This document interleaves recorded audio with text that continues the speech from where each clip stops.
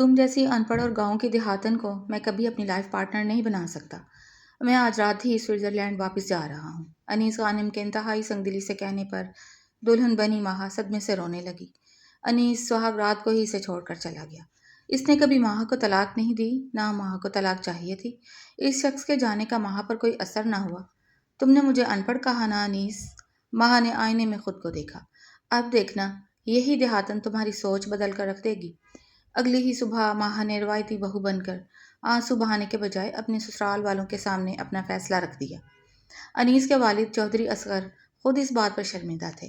بیٹا، میں انیس کی طرف سے تم سے معافی مانگتا ہوں۔ اس نے ہماری عزت کا بھی خیال نہیں رکھا۔ چودھری صاحب نے افسردگی سے کہا۔ بابا سائیں، آپ شرمندہ مت ہو، بس مجھے آپ سے ایک اجازت چاہیے، ماہا نے مضبوط لہجے میں کہا۔ کہو بیٹا، جو مانگو گی ملے گا۔ میں پڑھنا چاہتی ہوں، میں لاہور جا کر اپنی پڑھائی مکمل کرنا چاہتی ہوں اور اپنا ایک خواب پورا کرنا چاہتی ہوں۔ ماہا کی آنکھوں میں ایک عزم تھا۔ چودھری صاحب نے اس کی ہمت دیکھی تو فوراً مان گئے۔ انہوں نے ماہا کا داخلہ لاہور کے ایک بہترین ادارے میں کروا دیا۔ ماہا گاؤں چھوڑ کر ہاسٹل شفٹ ہو گئی۔ دن رات ایک کر کے اس نے پہلے اپنی گریجویشن مکمل کی اور پھر اپنے بچپن کے خواب پائلٹ بننے کی تیاری شروع کر دی۔ اکیڈمی کے سخت امتحانات، فلائنگ کے کٹھن گھنٹے اور لوگوں کے تانے کہ ایک چھوڑی ہوئی لڑکی کیا کرے گی، ماہا نے سب کچھ خاموشی سے برداشت کیا۔ 4 سال کا عرصہ گزر گیا۔ لاہور کا انٹرنیشنل ایئرپورٹ حسب معمول مسافروں سے کھچا کھچ بھرا ہوا تھا۔ انیس غانم 4 سال بعد سوئٹزرلینڈ سے پاکستان واپس لوٹ رہا تھا۔ وہ ایئرپورٹ کے لاؤنج میں اپنا سامان لیے کھڑا تھا۔ اس کے چہرے پر وہی پرانا غرور تھا۔ اس نے اپنے فون پر اپنے دوست فیضان کا کال ملائی۔ ہاں فیضان، میں لینڈ کر چکا ہوں، تم کہاں ہو؟ انیس نے پوچھا۔ یار، میں باہر ہی پارکنگ میں ہوں، تم جلدی آؤ، بڑا سرپرائز ہے تمہارے لیے، فیضان نے ہنستے ہوئے کہا۔ انیس نے فون جیب میں رکھا اور جیسے ہی آگے بڑھنے لگا، اس کی نظر سامنے سے آتے ہوئے پائلٹس کے ایک گروپ پر پڑی۔ سفید چمکدار یونیفارم، کندھوں پر پائلٹ کے رینک کے بیجز اور سر پر کیپ سجائے ایک خاتون پائلٹ نہایت پروقار انداز میں چلتی ہوئی اس کی طرف آ رہی تھی۔ انیس کی نظریں اس خاتون کے چہرے پر ٹک گئیں۔ اس کا دل زور سے دھڑکا۔ یہ تو ماہا ہے۔ انیس کے پاؤں وہیں جم گئے۔ ماہا کے چہرے پر غضب کا اعتماد تھا۔ وہ انیس کے بالکل پاس سے گزری۔ انیس نے گھبرا کر اسے آواز دی، ماہا۔ ماہا نے اپنے قدم روکے۔ اس نے آہستہ سے اپنی اینک اتاری اور انیس کی طرف دیکھا۔ اس کی آنکھوں میں نہ تو کوئی صدمہ تھا اور نہ ہی کوئی پرانی محبت، بلکہ ایک اجنبی والا احساس تھا۔ جی، کیپٹن ماہا اصغر، آپ کو کوئی کام ہے؟ ماہا نے انتہائی پیشہ ورانہ اور عام لہجے میں پوچھا۔ انیس کی زبان جیسے تالو سے چپک گئی۔ تم تو گاؤں میں، میرا مطلب ہے تم پائلٹ کیسے؟ ماہا کے چہرے پر ایک ہلکی سی مسکراہٹ آئی جس میں طنز تھا۔ وقت بدل جاتا ہے انیس صاحب، اور انسان بھی۔ معذرت، میری اگلی فلائٹ کا وقت ہو رہا ہے۔ وہ مڑی اور اپنے عملے کے ساتھ آگے بڑھ گئی۔ انیس وہیں ایئرپورٹ کے فرش پر بت بنا کھڑا رہ گیا۔ اس کے دماغ میں ماہا کا وہ چمکتا ہوا روپ اور اس کا اپنا 4 سالہ پرانا جملہ ان پڑھ دیہاتن بار بار گونج رہا تھا۔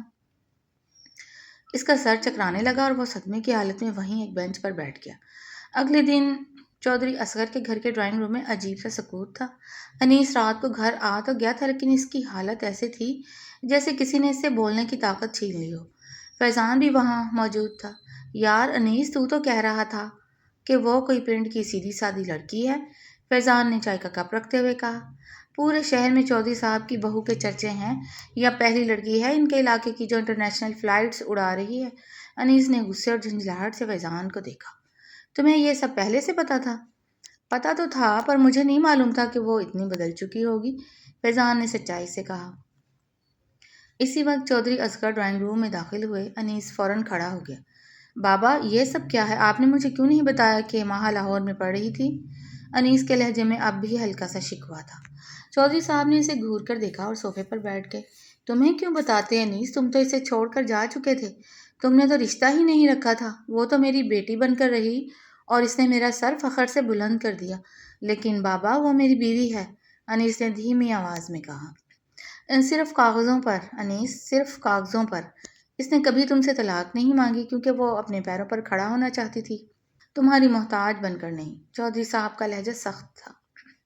2 دن بعد ماہا اپنی ڈیوٹی سے فارغ ہو کر چودھری اصغر کے گھر آئی۔ وہ اب بھی اسی گھر کے ایک حصے میں رہتی تھی جب وہ گاؤں آتی۔ انیس نے جب سنا کہ ماہا آئی ہے تو وہ خود کو روک نہ سکا اور اس کے کمرے کی طرف چل دیا۔ ماہا اپنے آرام دہ کپڑوں میں صوفے پر بیٹھی ایک کتاب پڑھ رہی تھی جب انیس بغیر دستک دیے اندر داخل ہوا۔ ماہا نے کتاب بند کی اور سکون سے اسے دیکھا۔ انیس صاحب، آپ کے ملک میں کمرے میں آنے سے پہلے دستک دینے کا رواج نہیں ہے کیا؟ انیس شرمندہ ہوا لیکن اس نے خود کو سنبھالا۔ ماں، میں تم سے بات کرنے آیا ہوں۔ فرمائیے، میں سن رہی ہوں، ماہا نے کہا۔ ماہا، میں حیران ہوں، تمہیں اس روپ میں دیکھ کر مجھے اندازہ نہیں تھا کہ تم اتنی آگے نکل جاؤ گی۔ میں اپنے اس دن کے رویے پر معافی مانگنا چاہتا ہوں، انیس نے صوفے کے قریب آتے ہوئے کہا۔ ماہا کھڑی ہو گئی۔ اس نے انیس کی آنکھوں میں دیکھا۔ معافی کس بات کی انیس صاحب؟ اس بات کی کہ آپ نے مجھے ان پڑھ کہا، یا اس بات کی کہ آپ نے مجھے سہاگ رات کو ذلیل کر کے چھوڑ دیا؟ ماہا، میں بدل چکا ہوں، میں اب تمہارے ساتھ زندگی شروع کرنا چاہتا ہوں۔ انیس نے اس کا ہاتھ پکڑنے کی کوشش کی۔ ماہا ایک قدم پیچھے ہٹ گئی۔ ہاتھ مت لگائیے گا، اور رہی بات زندگی شروع کرنے کی تو آپ میرے ساتھ نہیں کیپٹن ماہا اصغر کے ساتھ زندگی شروع کرنا چاہتے ہیں۔ اگر میں آج بھی اسی پنڈ کے کسی کونے میں بیٹھ کر رو رہی ہوتی تو کیا آپ مجھے اپناتے؟ انیس کے پاس اس بات کا کوئی جواب نہیں تھا۔ انیس صاحب، آپ کی سنگ دلی نے مجھے یہ مقام دلایا ہے، اگر آپ اس رات وہ سب نہ کہتے تو شاید میں کبھی اپنے خواب پورے نہ کرتی۔ اس لیے مجھے آپ سے کوئی نفرت نہیں ہے، لیکن اب میرے دل میں آپ کے لیے کوئی جگہ بھی نہیں ہے، ماہا نے صاف اور واضح لفظوں میں کہا۔ تو تم کیا چاہتی ہو؟ طلاق؟ انیس نے ڈرتے ہوئے پوچھا۔ ماہا نے ایک گہرا سانس لیا۔ طلاق؟ نہیں انیس صاحب، طلاق کا فیصلہ میں وقت پر چھوڑتی ہوں۔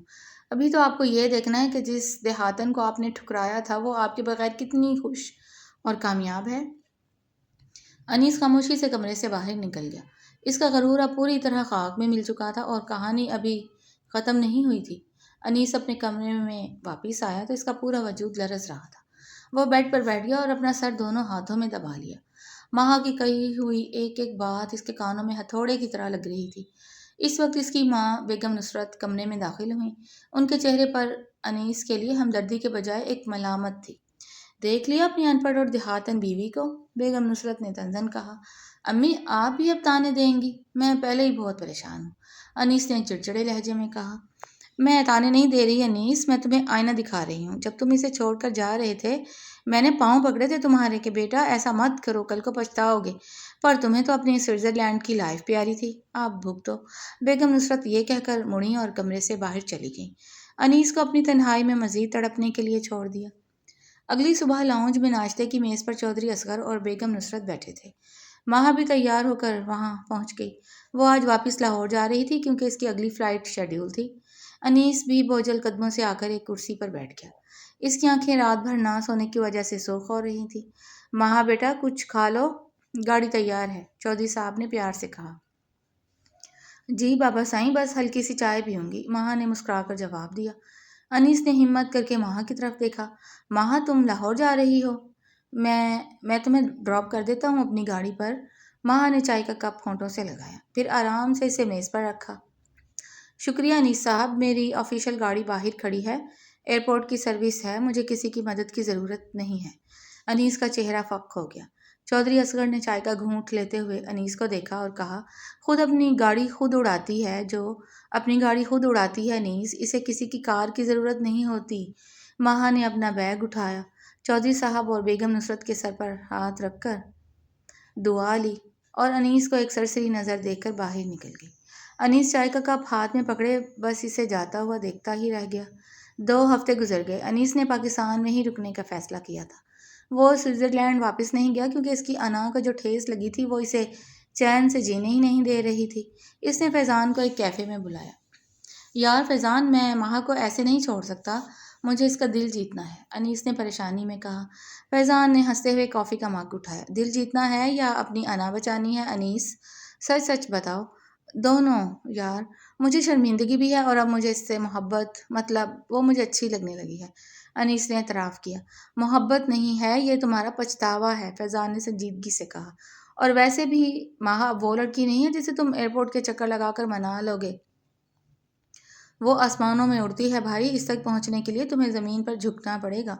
میں کچھ بھی کرنے کو تیار ہوں، انیس نے عزم سے کہا۔ ٹھیک ہے تو پھر لاہور جاؤ، وہ کل سے 4 دن کے لیے لاہور کے اپنے اپارٹمنٹ میں ہے، اس کی فلائٹس آف ہیں، جا کر اس سے سیدھی بات کرو، پر یاد رکھنا غرور گھر چھوڑ کر جانا، فیضان نے مشورہ دیا۔ لاہور کے ایک پوش علاقے کے اپارٹمنٹ کا بیل بجا۔ ماہا نے دروازہ کھولا تو سامنے انیس کو دیکھ کر اس کے چہرے پر حیرت کے معمولی سے آثار ابھرے، لیکن وہ فوراً نارمل ہو گئی۔ آپ یہاں؟ ماہا نے سرد لہجے میں پوچھا۔ ماہا کیا میں اندر آ سکتا ہوں؟ پلیز مجھے صرف 5 منٹ بات کرنی ہے، انیس نے عاجزی سے کہا۔ ماہا نے چند سیکنڈ سوچا، پھر دروازے سے ایک طرف ہو گئی۔ آ جائیں، انیس لاؤنج میں آ کر بیٹھ گیا۔ اپارٹمنٹ چھوٹا تھا پر بہت نفاست سے سجایا گیا تھا۔ ہر چیز ماہا کی بدلی ہوئی شخصیت کا پتہ دے رہی تھی۔ ماہا اس کے سامنے والی کرسی پر بیٹھ گئی۔ کہیے کیا بات کرنی ہے؟ ماہا نے پوچھا۔ ماہا، میں یہاں پچھلے 15 دن سے ایک ہی بات سوچ رہا ہوں۔ میں نے تمہارے ساتھ بہت برا کیا، مجھے اپنی غلطی کا احساس ہو چکا ہے۔ میں سوئٹزرلینڈ کا سب کچھ چھوڑ کر پاکستان شفٹ ہو رہا ہوں، صرف تمہارے لیے، انیس نے جذباتی ہو کر کہا۔ ماہا نے ایک گہرا سانس لیا اور صوفے کی پشت سے ٹیک لگا لی۔ انیس صاحب، آپ پاکستان شفٹ ہو رہے ہیں، یہ آپ کا اپنا فیصلہ ہے، اس میں میرا کوئی لینا دینا نہیں ہے۔ اور رہی بات پچھتاوے کی، تو آپ کو پچھتاوا میری ذات کا نہیں ہے، بھائی میری اس پوزیشن کا ہے جو آج میرے پاس ہے۔ ایسا نہیں ہے ماہا، تم غلط سمجھ رہی ہو، انیس نے اس کا ہاتھ پکڑنا چاہا۔ ماہا نے اپنا ہاتھ پیچھے کر لیا۔ میں بالکل صحیح سمجھ رہی ہوں۔ اگر میں آج کسی اسکول میں 15,000 کی نوکری کر رہی ہوتی نا، تو آپ کو میرے گھر کا راستہ بھی یاد نہ آتا۔ آپ کو صدمہ اس بات کا ہے کہ ایک پنڈ کی لڑکی آپ سے آگے کیسے نکل گئی؟ انیس کی آنکھوں میں آنسو آ گئے۔ ماہا، تم جو سزا دینا چاہو دے دو، پر مجھے ایک موقع تو دو۔ کیا میں اتنا برا ہوں کہ مجھے معافی بھی نہ ملے؟ انیس صاحب، معافی اللہ دیتا ہے، میں نے آپ کو کب کا معاف کر دیا ہے، کیونکہ اگر آپ میرے دل میں ہوتے تو نفرت ہوتی۔ میرے دل میں تو اب آپ کے لیے کوئی احساس ہی نہیں ہے۔ جہاں احساس نہ ہو تو وہاں سزا کیسی؟ ماں کا لہجہ بالکل سپاٹ تھا۔ انیس کھڑا ہو گیا۔ میں ہار نہیں مانوں گا ماں، میں ثابت کر دوں گا کہ میں بدل گیا ہوں۔ کوشش کر کے دیکھ لیں، ماں نے دروازے کی طرف اشارہ کرتے ہوئے کہا۔ انیس بھاری قدموں سے باہر نکل گیا۔ اگلے 2 مہینے انیس نے واقعی خود کو بدلنے کی کوشش کی۔ وہ روز ماں کو پھول بھیجتا، اسے میسیجز کرتا، لیکن ماں کی طرف سے کوئی جواب ہی نہیں آتا تھا۔ وہ اپنے کام میں مگن تھی۔ انیس نے لاہور میں ہی اپنے والد کے بزنس کو سنبھالنا شروع کر دیا تھا تاکہ وہ ماں کے قریب رہ سکے۔ ایک شام چودھری اصغر نے انیس کو اپنے آفس میں بلایا۔ انیس، مجھے پتہ چلا ہے کہ تم ماں کے پیچھے لاہور کے چکر لگا رہے ہو، چودھری صاحب نے اینک اتارتے ہوئے کہا۔ جی بابا، میں اپنی غلطی سدھارنا چاہتا ہوں، انیس نے سر جھکا کر کہا۔ غلطی سدھارنا اچھی بات ہے، لیکن زبردستی کسی کے دل میں جگہ نہیں بنائی جا سکتی۔ ماں اگلے ہفتے چودھری امجد کی بیٹی کی شادی پر گاؤں آ رہی ہے، وہاں پورا خاندان ہوگا۔ چودھری صاحب نے اسے دیکھا۔ تو میں کیا کروں بابا؟ وہاں کوئی ایسی حرکت مت کرنا جس سے اس کی عزت پر حرف آئے۔ وہ اب صرف میری بہو نہیں، اس علاقے کا فخر ہے، لوگوں کو پتہ ہے کہ تمہارے درمیان کیا ہوا تھا۔ چودھری صاحب نے اسے خبردار کیا۔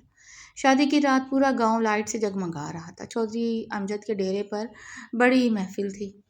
انیس اپنے دوستوں کے ساتھ ایک طرف کھڑا تھا جب ایئرپورٹ کی گاڑی ڈیرے کے سامنے آ کر رکی۔ گاڑی سے ماہا اتری۔ اس نے ایک سادہ لیکن انتہائی خوبصورت کڑھائی والا سوٹ پہن رکھا تھا، بالوں کا جوڑا بنا ہوا تھا اور چہرے پر ہلکا سا میک اپ۔ جیسے ہی وہ اندر داخل ہوئی، پورا ہال اسے دیکھنے لگا۔ گاؤں کی عورتیں جو کبھی اس پر باتیں کرتی تھیں اب اس کے گرد جمع ہو گئیں۔ ماہا بیٹا، اللہ تمہیں نظر بد سے بچائے، ہمارے پورے پنڈ کا نام روشن کر دیا ہے تم نے، ایک بزرگ خاتون نے اس کے سر پر ہاتھ رکھتے ہوئے کہا۔ شکریہ چچی جان، یہ سب آپ سب کی دعائیں ہیں، ماہا نے عاجزی سے کہا۔ انیس دور کھڑا یہ سب دیکھ رہا تھا۔ اس کا دل چاہ رہا تھا کہ وہ جا کر سب کے سامنے کہے کہ یہ میری بیوی ہے، پر اس کی ہمت نہیں ہو رہی تھی۔ اسی دوران خاندان کا ایک دور کا کزن دانیال انیس کے پاس آیا۔ وہ چمچہ گیری کرنے میں ماہر تھا۔ یار انیس، سچی بتاؤں تو نے ہیرا کھو دیا ہے، اب تو وہ تیرے ہاتھ نہیں آنے والی، پائلٹ بن گئی ہے نا، اب تو دماغ آسمان پر ہوگا، دانیال نے طنز کیا۔ انیس کا غصہ آ گیا۔ اس نے دانیال کا گریبان پکڑ لیا۔ دانیال، اپنی زبان سنبھال کر بات کرو، وہ میری بیوی ہے اور اس کے خلاف ایک لفظ بھی میں برداشت نہیں کروں گا۔ اچھا، بیوی ہے تو تیرے ساتھ کیوں نہیں کھڑی؟ دانیال نے ہنستے ہوئے اپنا گریبان چھڑایا اور آگے بڑھ گیا۔ انیس کا دل خون کے آنسو رو رہا تھا۔ وہ محفل سے اٹھ کر باہر اندھیرے میں آ گیا، جہاں ماہا پہلے ہی فون پر کسی سے بات کر کے فارغ ہوئی تھی۔ ماہا، انیس نے اسے پکارا۔ ماہا مڑی۔ جی، تم نے دیکھا؟ سب لوگ مجھے تانے دے رہے ہیں۔ دانیال کہہ رہا تھا کہ تم اب میری بیوی نہیں رہو گی۔ ماہا پلیز سب کے سامنے چل کر میرے ساتھ کھڑی ہو جاؤ، میری عزت کا سوال ہے۔ انیس نے التجائی انداز میں کہا۔ ماہا نے انیس کو اوپر سے نیچے تک دیکھا۔ اس کے چہرے پر وہی پرانا پرسکون تاثر تھا۔ انیس صاحب، جب آپ مجھے اس گاؤں میں سب کے سامنے سہاگ رات کو چھوڑ کر جا رہے تھے تب میری عزت کہاں تھی؟ تب آپ کی انا کہاں تھی؟ ماہا نے دھیمے لیکن کاٹ دار لہجے میں پوچھا۔ انیس لاجواب ہو گیا۔ آج آپ کو اپنی عزت کی فکر پڑ گئی ہے کیونکہ لوگ آپ پر تو کر رہے ہیں۔ یاد رکھیں، میں یہاں آپ کا بھرم رکھنے نہیں آئی، میں اپنی فیملی کے لیے آئی ہوں۔ آپ کی عزت آپ کے اپنے ہاتھ میں ہے، میرے ہاتھ میں نہیں۔ ماہا یہ کہہ کر واپس ہال کی طرف بڑھ گئی اور انیس وہیں اندھیرے میں کھڑا اپنی قسمت کو روتا رہ گیا۔ شادی کی تقریب ختم ہوئی تو انیس گاڑی میں اکیلا واپس گھر لوٹ رہا تھا، لیکن اس کا دماغ وہیں اندھیرے میں کھڑا رہ گیا تھا۔ گھر پہنچ کر وہ لاؤنج میں صوفے پر بیٹھ گیا جہاں چودھری اصغر اور بیگم نصرت پہلے ہی موجود تھے۔ کچھ دیر بعد ماہا بھی اندر داخل ہوئی۔ وہ کافی تھکی ہوئی لگ رہی تھی۔ ماہا بیٹا، تم بہت تھک گئی ہوگی، جاؤ کمرے میں آرام کرو، بیگم نصرت نے شفقت سے کہا۔ جی امی، میں بس چینج کرنے ہی جا رہی ہوں، ماہا نے مسکرا کر جواب دیا۔ ماہا، 1 منٹ رکنا۔ انیس اپنی سیٹ سے کھڑا ہوا۔ اس کی آواز میں اب وہ پرانی انا یا ضد نہیں تھی بلکہ ایک عجیب سا ٹھہراؤ اور عاجزی تھی۔ ماہا رک گئی اور مڑ کر اسے دیکھا۔ جی کہیے بابا، امی، میں آپ دونوں کے سامنے ماہا سے کچھ کہنا چاہتا ہوں۔ انیس نے چودھری صاحب کی طرف دیکھا، پھر ماہا کے قریب آیا۔ ماہا، میں نے ان 2 مہینوں میں اور خاص طور پر آج کی رات یہ جان لیا ہے کہ میں کتنا چھوٹا انسان تھا۔ میں تمہاری کامیابی سے مرعوب ہو کر تمہارے پیچھے نہیں بھاگ رہا تھا، بلکہ میں اپنی اس مردانہ انا کے ہاتھوں مجبور تھا جو تمہارے سامنے ہار چکی تھی۔ ماہا خاموش رہی، بس اس کی باتیں سنتی رہی۔ آج جب دانیال نے مجھے تانا دیا تو مجھے پہلی بار احساس ہوا کہ جب انسان کی عزت پر بات آتی ہے تو کیسا لگتا ہے۔ میں نے 4 سال پہلے تمہاری عزت کا جنازہ نکالا تھا ماہا۔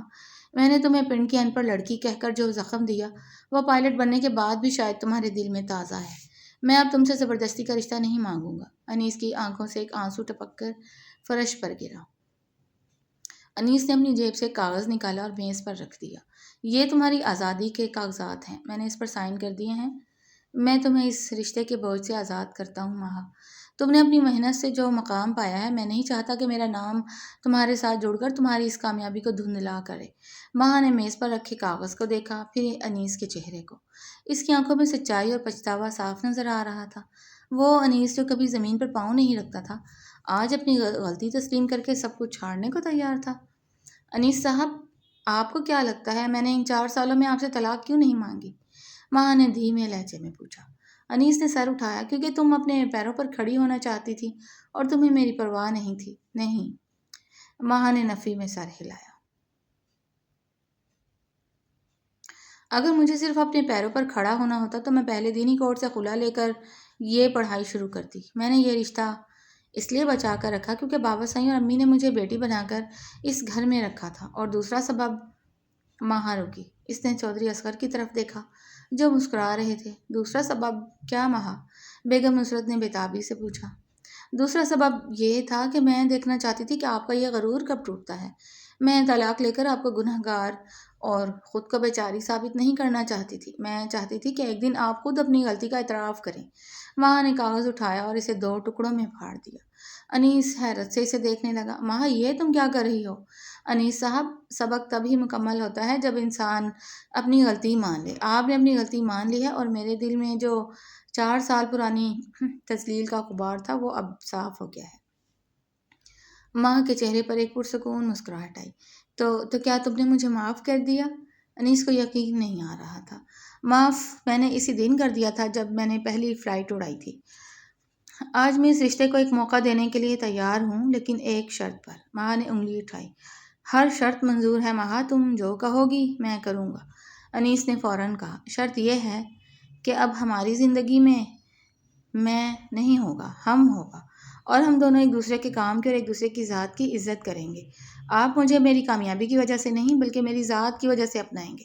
ماہا نے واضح لفظوں میں کہا۔ میں خدا کو گواہ بنا کر کہتا ہوں ماہا، میرے دل میں اب تمہاری عزت اس پائلٹ کے یونیفارم کی وجہ سے نہیں بلکہ اس مضبوط ماہا کی وجہ سے ہے جس نے مجھے انسان بنا دیا۔ انیس نے سچائی سے کہا۔ چودھری اصغر اپنی کرسی سے اٹھے اور انیس کے کندھے پر ہاتھ رکھا۔ آج مجھے تم پر فخر ہو رہا ہے انیس، تم نے اپنی انا چھوڑ کر ثابت کر دیا کہ تم میرے بیٹے ہو۔ بیگم نصرت نے ماں کو گلے سے لگا لیا۔ میری بیٹی، تو نے اس گھر کو اجڑنے سے بچا لیا۔ اس بات کو 6 مہینے گزر گئے۔ لاہور کا موسم اب کافی خوشگوار ہو چکا تھا۔ انیس نے لاہور میں اپنا نیا بزنس سیٹ اپ مکمل کر لیا تھا اور وہ اب کافی حد تک ایک سلجھے ہوئے انسان بن چکے تھے۔ ماں کی ڈیوٹی کا وقت ختم ہوا تو وہ ایئرپورٹ کے لاؤنج سے باہر آئی۔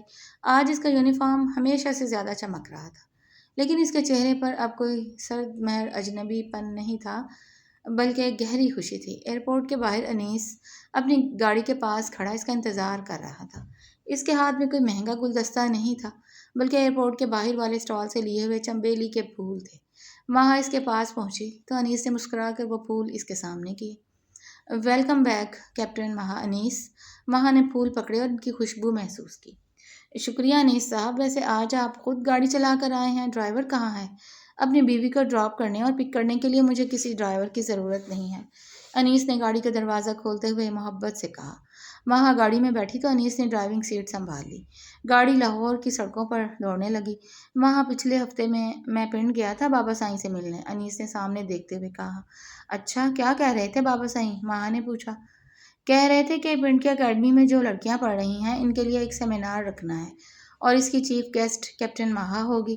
وہ چاہتے ہیں کہ تم وہاں جا کر پنڈ کی دوسری لڑکیوں کو بتاؤ کہ خواب دیکھنا اور انہیں پورا کرنا کسی شہر یا گاؤں کا محتاج نہیں ہوتا۔ انیس نے فخر سے اس کی طرف دیکھا۔ ماہا کی آنکھیں چمک اٹھیں۔ واقعی؟ میں ضرور جاؤں گی۔ مجھے بہت خوشی ہوگی ان لڑکیوں سے بات کر کے، اور مجھے خوشی ہوگی تمہارے پیچھے کھڑے ہو کر تمہارے لیے تالیاں بجانے میں، انیس نے اس کا ہاتھ اپنے ہاتھ میں لیتے ہوئے کہا۔ ماہا نے انیس کے ہاتھ کی گرفت کو محسوس کیا اور کھڑکی سے باہر دیکھا۔ 4 سال پہلے کی وہ روتی ہوئی دلہن اور آج کی یہ کامیاب پائلٹ دونوں اس کے سامنے تماشائی بن کر کھڑی تھیں۔ زندگی نے اسے ایک سخت سبق سکھایا تھا، لیکن اس سبق کا انجام بہت خوبصورت اور حقیقت پر مبنی تھا۔ انسان اگر اپنی انا چھوڑ دے تو وہ نہ صرف اپنا رشتہ بچا سکتا ہے بلکہ اپنی کھوئی ہوئی عزت بھی واپس پا سکتا ہے۔ دونوں کی گاڑی زندگی کے ایک نئے اور پرسکون سفر پر گامزن تھی، جہاں اب کوئی چھوٹا یا بڑا نہیں تھا بلکہ دونوں برابر کے ہم سفر تھے۔